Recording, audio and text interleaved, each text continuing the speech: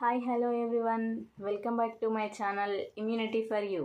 ప్రస్తుతం ఉన్న కాలంలో అయితే ఎలక్ట్రానిక్ గాడ్జెట్స్కి పిల్లలు కానీ పెద్దవాళ్ళు కానీ బాగా అడిక్ట్ అయిపోయారు. ముఖ్యంగా పిల్లల్లో ఈ ఎలక్ట్రానిక్ గాడ్జెట్స్కి అలవాటు అవ్వడం వల్ల వాళ్ళకు ఉన్నటువంటి ఐక్యూ మెమొరీ అనేది బాగా తగ్గిపోతుంది.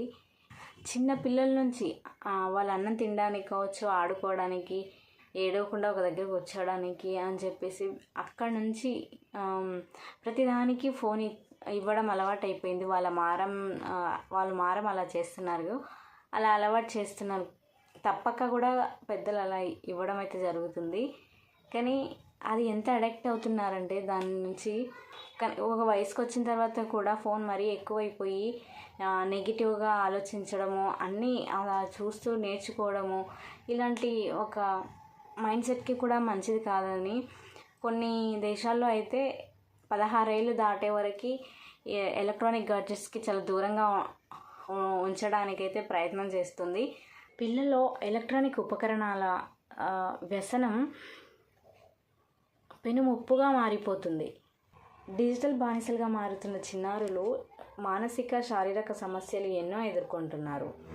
16 ఏళ్ళు దాటేదాకా ఈ మొబైల్ అడిక్షన్ కానీ ఈ ఎలక్ట్రానిక్ గాడ్జెట్స్కి దూరంగా ఉండేలా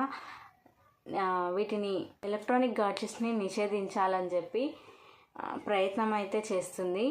ఐఫోన్ లాంటి వాటిని కూడా పరిచయం చేసిన స్టీవ్ జాబ్స్ వాళ్ళు కూడా వారి పిల్లల్ని ఎలక్ట్రానిక్ గాడ్జెట్స్కి అయితే దూరంగా ఉంచారు.